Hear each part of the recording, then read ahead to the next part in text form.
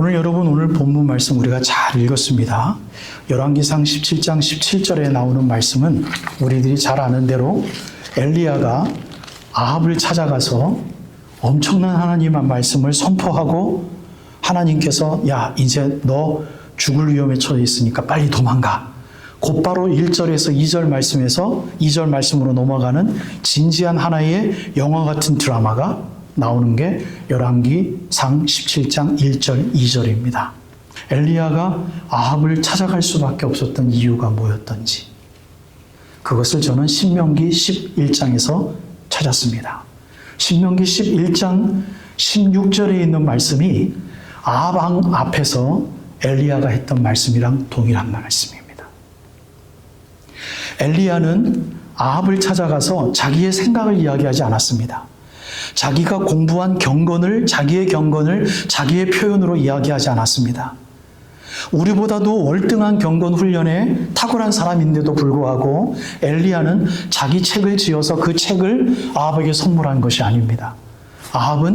아합에게 가져간 것은 성경 말씀이었습니다. 이것이 있을 수밖에 없는 사건은 엘리야가 그만큼 신명기 11장 말씀에 투철하게 훈련을 했었던 사람입니다. 그 말씀이 똑같이 드러났기 때문에 마치 예수님이 구약에 있는 말씀을 그대로 따와서 나는 이것을 이루려 함이라 했던 것은 예수님이 무엇을 증거하기 위함입니까? 자기의 영광이에요? 아니에요. 구약에 있는 말씀이 지금 선포되어지는 것입니다라는 걸 증거하는 것뿐이에요. 무엇이 중요했습니까? 구약에 있는 말씀이 중요하고 그 말씀이 지금 실현됐다라는 걸 증거해 줄 뿐이에요. 엘리야가 그랬어요. 그 신명기 그 말씀 뒤에 있는 말씀을 보니 이 말씀을 어떻게 우리들에게 부탁하고 있습니까? 너무 유명한 말씀이죠. 그 말씀이 너희들에게 있기를 원한다면, 즉 이 말이 너희 마음과 너희 뜻에 두기를 원한다면 아주 유치한 듯한 공부를 해라라고 부탁을 하고 있어요. 그것을 너희 손목에 매어. 말씀을 어딘가 적어서 손목에 매라는 이야기입니다. 기호를 삼아서 너희 미간에 붙여서 표를 삼으며 어딘가에 붙이고 다니라는 이야기고요. 또한 그것을 자녀에게 가르치며 심지어 집에 앉아 있을 때든지 길을 갈 때든지 누워 있을 때든지 누워 있다가 보면 잠을 자니까 잠을 잘 때는 공부를 할 수 없잖아요. 그런 다음엔 일어날 때든지 얼마나 정확무오한 말씀인지 몰라요. 이 말씀을 강론하고 이야기하라는 거예요. 이 말씀을 알고 이 말씀을 이야기하라는 거예요. 앉아있을 때든지 길을 걸어갈 때든지 누워있을 때든지 잠을 자고 일어날 때든지 이 말씀을 말하라는 거예요.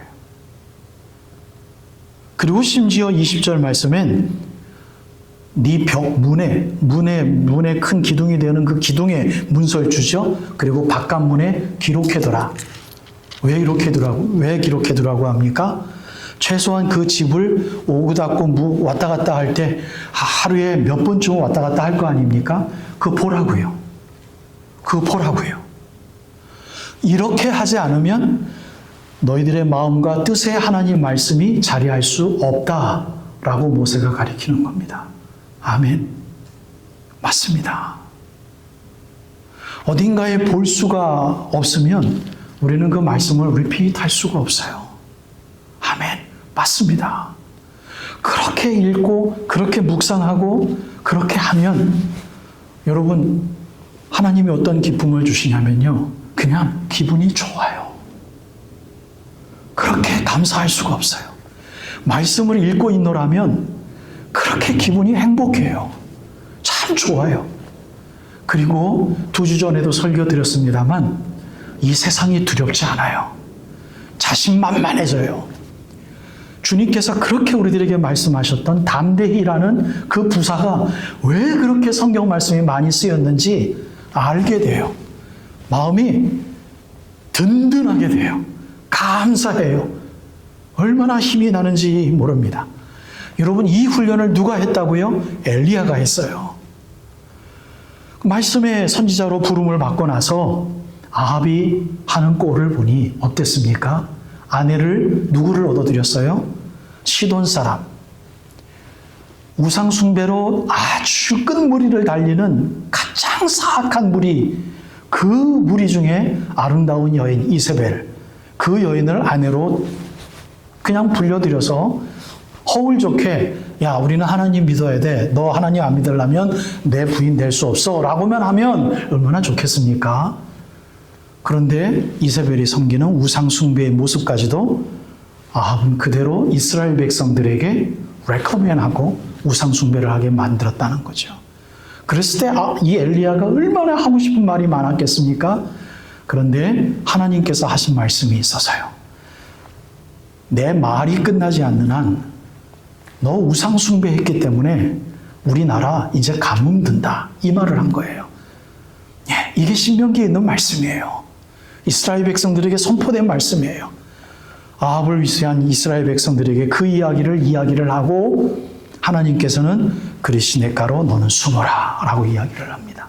그리고 까마귀를 보내서 음식도 보내고 물가에서 샘물도 나게 하고 그대가 하나님의 말씀이 이루어져서 가뭄이 들으니 엘리야가 숨어있던 것도 가뭄이 들어서 물을 찾을 수 없자 어떤 과부에게 보내서 마지막 그 전병을 먹게 하시고 기적을 일으켜서 그 과부도 부하게 살게 하시고 나중에 그 아들이 죽었지만 이 엘리야의 기도로 인해서 죽은 자도 살리게 하시는, 비록 인생 끝자락에서 뭔가 헤매는 듯한 부하지 않은 삶이지만 그래도 살게 하시는, 견뎌내고 그대로 살게 하시는 하나님의 보호하심의 역사가 열왕기상 17장에 나오는 것을 우리는 목격합니다.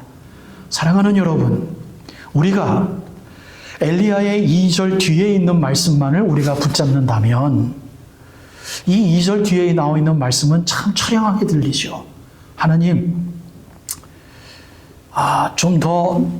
하나님 좀 더 누리게 하여 주시옵소서.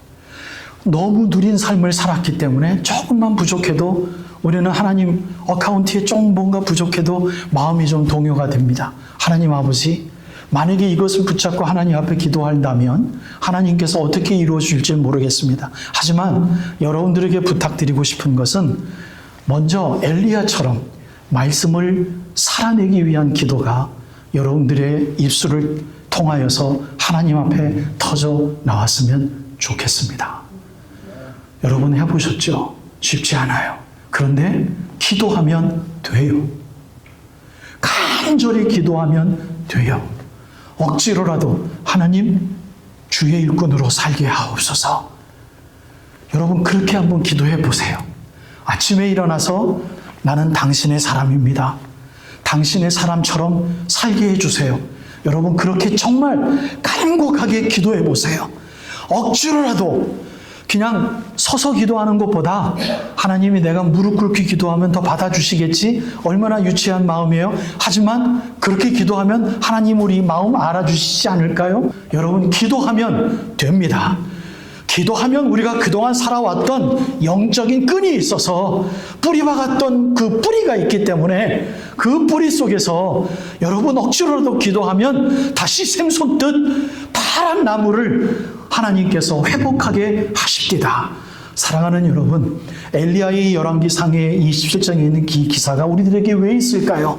선지자라서 우리가 감히 근접할 수 없어서요? 아니에요. 우리들은 선지자의 삶을 살아가는 말씀의 사람들입니다. 여러분, 이 엘리야가 신명기에 있는 말씀을 기억을 하고 그 말씀이 자기의 인격이 되자 이 왕을 보고 너무나 한심해서 결정을 하고 했던 것이 기도의 힘 아니겠습니까? 하나님, 잘못 찾아가면 내가 죽습니다. 그 자리에서 저자가 나를 칼로 못 베어들어 나는 하나님 이 말을 해야만 되겠습니다. 기도하고 말씀을 살아내니 할 수밖에 없는 거예요. 찾아갈 수밖에 없는 거예요. 그 자리에서 못 베어 죽음을 당하는 한이 있더라도 그 말씀을 이야기할 수밖에 없는 거예요. 가가지고 자기의 생각을 이야기한 것이 아니라 신명기 11장에 있는 말씀, 하나님의 말씀이 끊이지 않는 한 당신의 우상 숭배 때문에 당신의 가정을 잘못 통치한 것 때문에 이스라엘 백성들에게 감히 우상 숭배를 놔둔 것 때문에 이스라엘은 망한다. 가뭄이 든다. 그리고 도망 나온 겁니다. 도망 나온 자에게 하나님께서 먹을 것을 먹이신 것이죠. 하늘에 계신 우리 아버지여, 주님의 이름이 거룩히 여김을 받으시오며 하나님의 나라가 이 땅에 임하옵시며 하나님의 뜻이 천지 창조를 하실 때 하늘에서 이루어진 것처럼 이 땅에도 하나님의 뜻이 이루어지이다.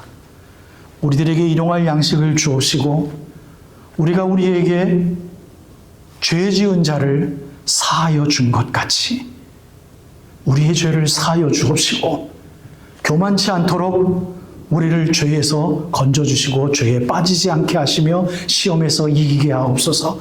그렇게 하실 줄 믿사옵고 주님의 영광과 주님의 나라와 모든 것이 영원히 내 마음속에 있을지어다. 아멘.